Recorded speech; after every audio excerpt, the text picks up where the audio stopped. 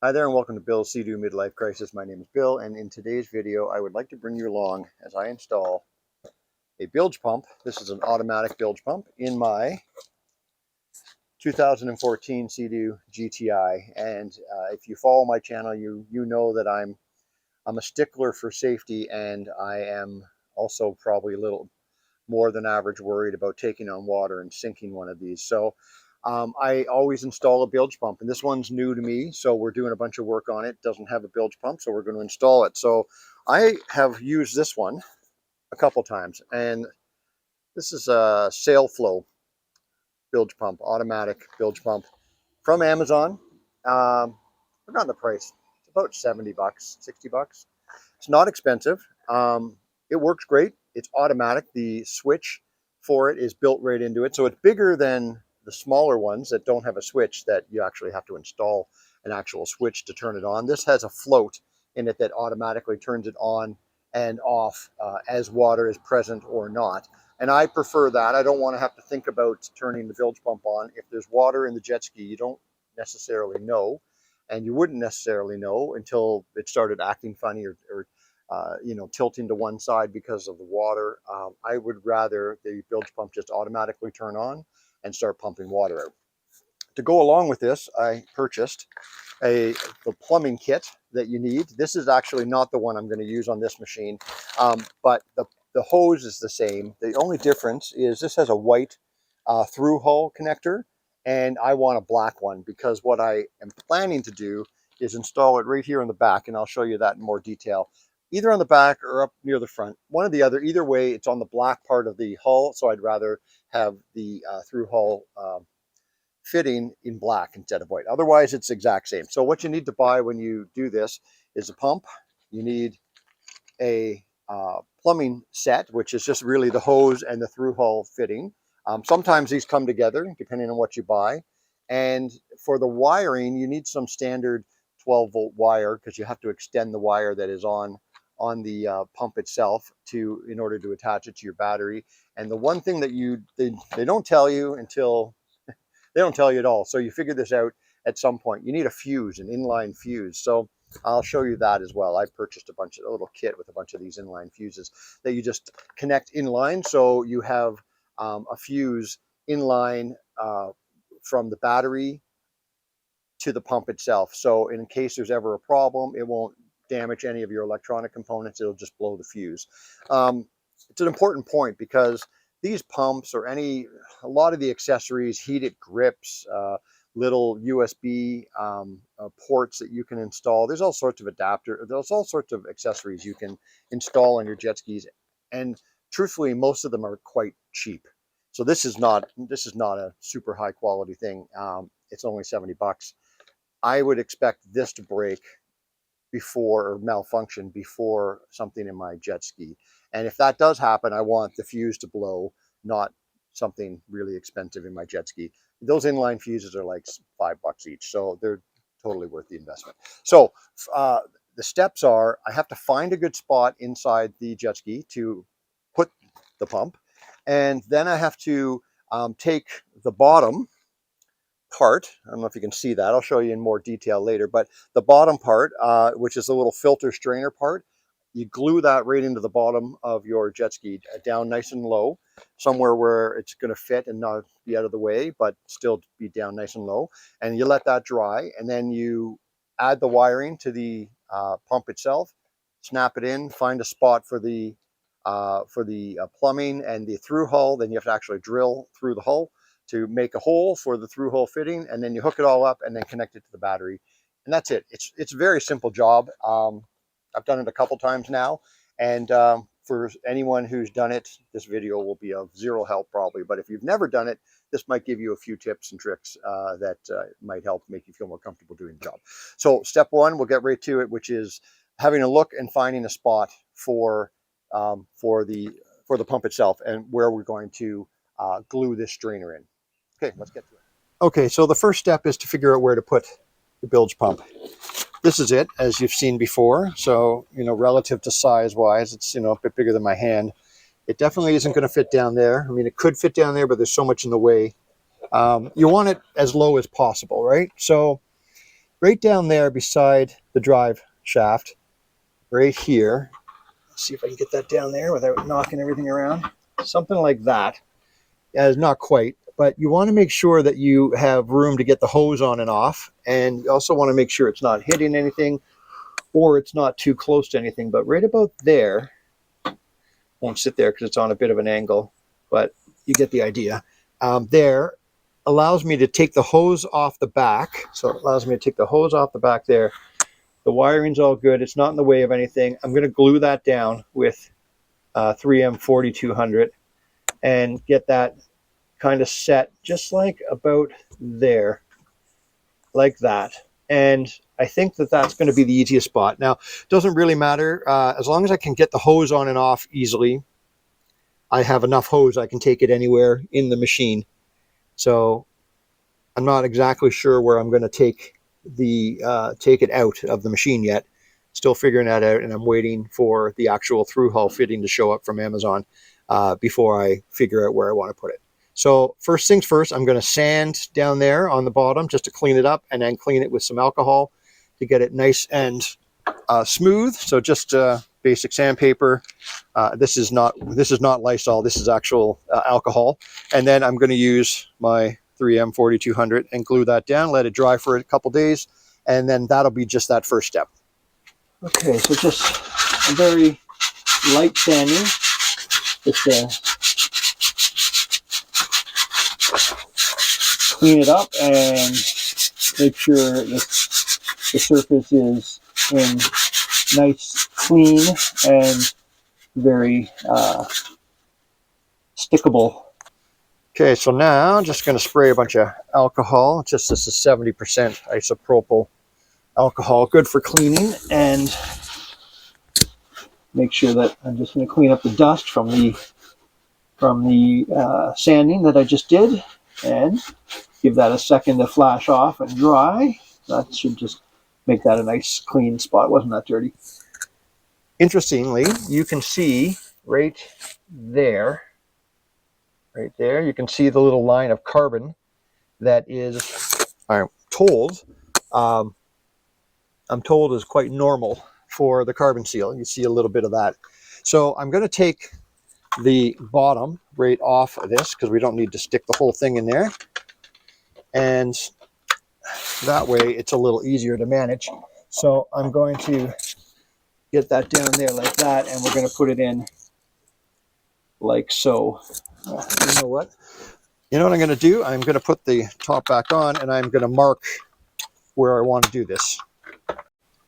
Okay, so down it goes. I just want to kind of get it in the spot that I want, so I know where I want to put it.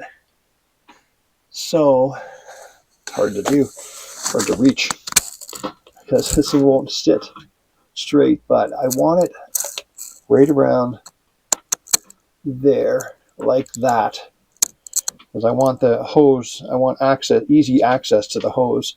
So I want it right there, so I want it like that. This is where I want the back, and I want the front pointing that way. A little aid here. I'm going to put this in here, just so it kind of holds it in place like so. There we go. That's what I want. And I want to draw around there. Okay, that just gives me a bit of a indication of how I want it to go. You know what? Maybe I will leave. You know what? Change of plans. I am going to leave the pump attached, and that way I can just position it the way I want. Usually I take the pump off the bottom, but I think what I'll do is I'm going to leave it on, maybe only half on, so I can get it off once I get it in there. I can just take it off. Not like that though. Or maybe I'll just put it in like that and be happy. I think I'm just going to do that. Okay, change of plan. Back to the original plan. Okay, here we go. There's the 4200 on the bottom, and down we go. Try to get that in the right spot, which should be easy enough. Kind of based on my marks from before. Yeah, that was easy. And you know what? I'll just stick that down there to make sure that it is in, that's in a good spot. Yeah, that's going to be good. Okay. So here is the pump itself without the bottom, because the bottom is now glued in to the jet ski, as you know. So here's the float. So it sits like so, and when the water pushes the float up, you can hear the little click. I hope you can anyway. That's the switch that turns the pump on, and that's all there is to it. Now out the back of the pump, you have 3 wires, a black, which is your ground. You've got a brown white, which is your automatic on and off. So that's your positive and without being switched. And then if you were using a switch, you would use just the solid brown one. And then the last thing it has on here, I don't know if you'll be able to see this, is, let me do it this way. You can use that just to move the float up and down. When it's, you'll see when it's plugged into the actual strainer, you'll be able to see that when it is down there, you'll be able to test it. Now that is that's the pump itself. Quite simple. So I'm going to get the hose out just to show you. I'm not going to hook the hose up today, but we will hook up the electronics. Now the electronics. So at the other end of the, at the end of it, you've got, there are my two, my black and my brown white, and here's my extension cord, my extension wire, the red and the red black, and I've just used heat shrink connectors to connect those, and they connect all the way to the other end, where on the positive, here's the positive, they just connect again with the heat shrink connectors. So can you see that? Keep my screen on so I can see. And then this is my inline fuse, which I do not have a fuse in yet, but this is it. And then on the other end for the battery terminals, I have that, and there's the two, the black and the red, ready to go for positive and negative, connect to the connecting to the battery. So let me grab the camera, we'll switch it around here so you can see how I plan to connect this. So just before we show you about the wiring, here's the hose. I'm not going to unwind it just yet. It's just plastic hose. It's very flexible.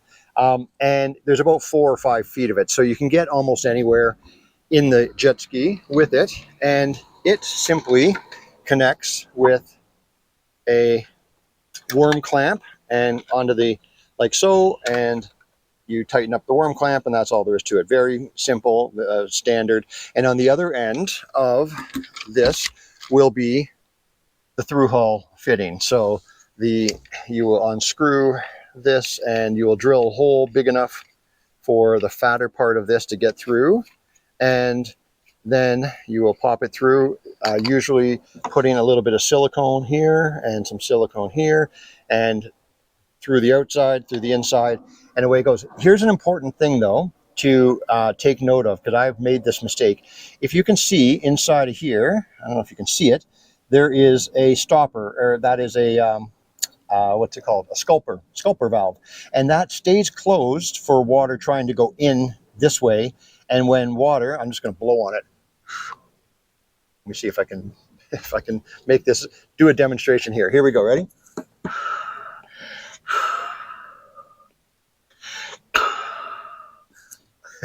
I hope that opened when I did that. Otherwise, I'll be cutting that footage. But that basically, when water shoots out, it opens up, lets the water out, and then once the water stops, it closes again. And that prevents water from coming back in to this fitting and then down into your hull, basically doing the opposite of what you want to do. I purchased these without the sculper valve, and believe me, water gets in. So it's worth making sure that you have the sculper valve on the fitting. So when you're buying this kit, there's many of them out there that come with a fitting that looks exactly like this, but doesn't have the fitting on it, the sculper valve. So that's important. Okay, so here we go. I'm going to try not to bash my microphone as I do this, but down we go, and in it pops, and that is that. pretty easy, as you can see. Now, you may notice, I'm not sure how well you can see this on video, but the whole thing is on an angle, probably 20 degrees, tilting from the right towards the left, or the other way around. It's higher on the right as the hull slopes down. It suggested that you have this as flat as possible because the float then doesn't sit level if it's not sitting level, and that is ideally the best way to do it. That said, sometimes impossible to have it sit flat because there's no flat spots that you have access to. Having it sit this way just happens to make it so that the float is sitting up a little bit, so it's actually going to trigger sooner than later, and that is better. So if it was facing the other way, the float would it would take longer or more water for the float to trigger the switch. So this is okay. And the other thing you might notice is I've got it on an angle, and I've done that on purpose so that the hose, when it comes off, doesn't hit my other drainage, my sculper, and these aren't called sculpers, they're my these are the other drain pipes that like the semi-automatic drain pipes that come with the machine, and this is a water pipe coming from the back. Anyway, to go right underneath all of that and should be fine. So I tilted it that way just so it wouldn't I wouldn't find myself running into other stuff with the plumbing. So what I'm going to do is I am going to take the wire and try to get it, let's just get it unwound here, and we are going to pass it through and get it sorted out. So give me a second. So I fished it around there, down under there, and it's over here to my highly technical, literally it's a coat hanger, that I've fished through from the front, and I'm going to slowly pull this wire through over here, right there, and we'll see how easily that happens. I'm going to put the camera up here. I'm going to attach it and see how we do. Okay, here we go.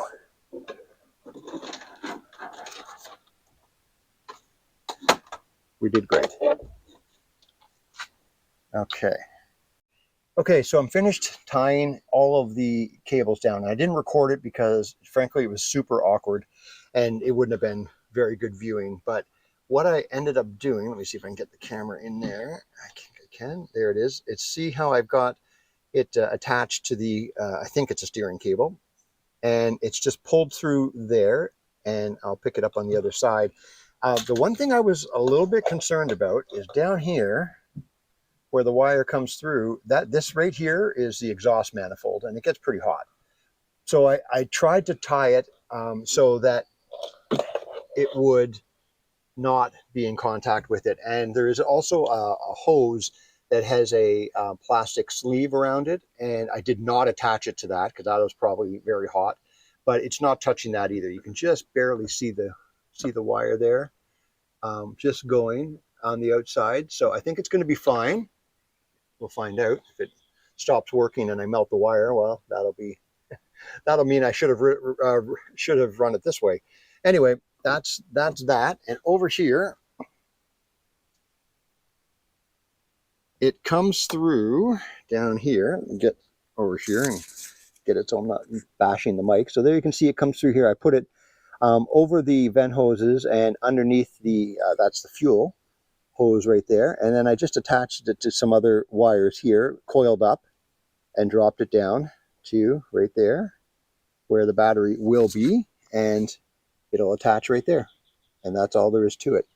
So that is the wiring. I did wrestle with the zip ties in here. It was super tight, hard to get both hands in there, so that's why it's not particularly neat, but it is out of the way. And this has usually got the cover on here, so you don't see that anyway, but at least it's tidy enough, and I have easy access to the fuse. So I skipped a step. I actually didn't skip it. My GoPro didn't record it. My apologies. But this was the step where I was finding where to put the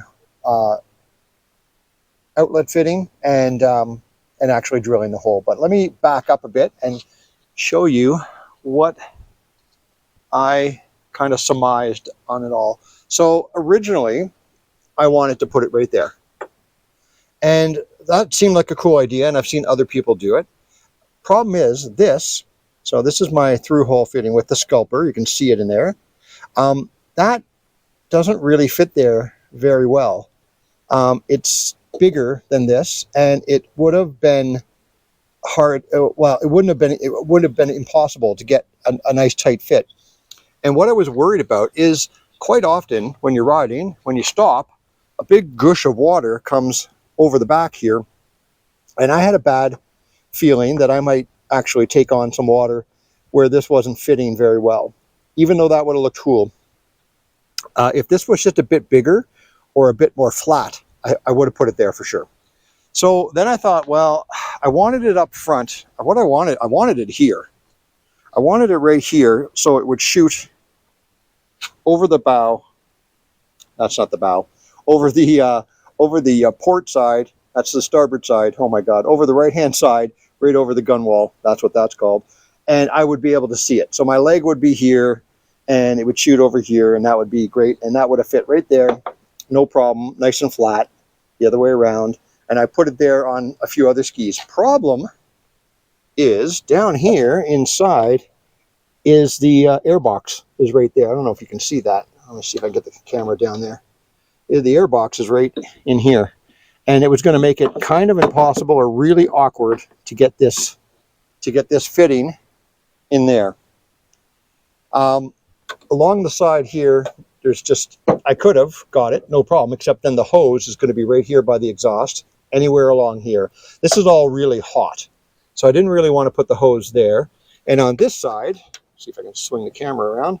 On this side, there's just so much stuff in here with coolant, and it's not a whole lot of free room. And I could have put it over there, but it just seemed over here is a lot more open.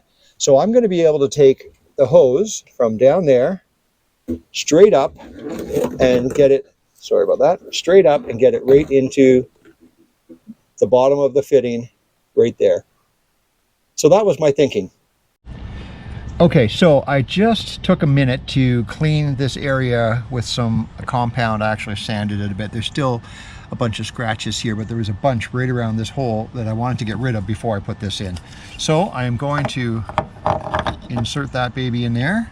And as you can see, it has a bit of movement, but not much. Once I get that tightened down, it is not completely flush, but it is pretty flush. And about as flush as you're going to get, because there's not that many flat surfaces on these machines. So inside we go with the securing nut, and we are going to get this secured in. Go.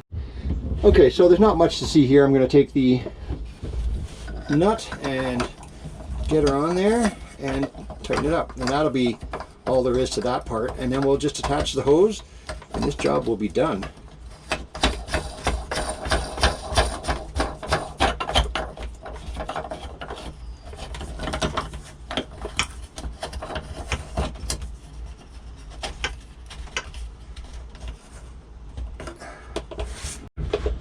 Not sure how well you can see this because it's kind of awkward, but I'm just using a giant channel lock wrench, and I'm able to hold that and get that.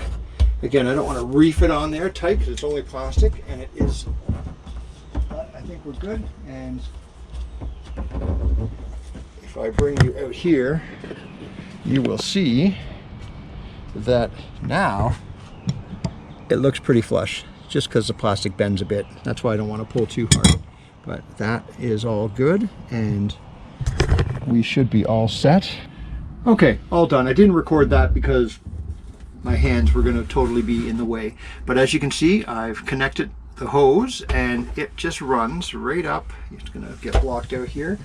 Right up here, from down there, and right up to the fitting right there. It's a nice short little run. I'm going to have tons of pressure. If that ever goes off, it's going to be shooting 6 feet out the back. And I didn't tie that hose down to anything because, as you can see, it is sitting away from the muffler, or the water box, and it has a the IBR cable on the other side, keeping it away from the coolant cable, which is the one with the nylon wrap on it. So I think it's not touching anything hot. We'll see after we run this thing for a while, but that is that. Pretty simple, as I said from the beginning. There's the bilge pump cemented in with 3M 4200 in the bottom of the ski on a slight angle, which I think I talked about earlier, which is okay. And then the wiring running all the way back to the, well, I should say all the way forward to the front, sorry about the noise, and through there into the front and wired into the battery, which I showed in a different video. And that is that. This machine is now ready to take on a little water and spit it out if ever that happens. And there's the final look at the outside. Turned out perfect, actually. It's in a good spot. I like where that is. So the only thing to do now, and I won't do that until it warms up a bit more, is test it. I know the pump is running, but we didn't pump any water yet. So that should be fine, but we'll just double check. There you go. Hope that helps you guys. Thanks for watching.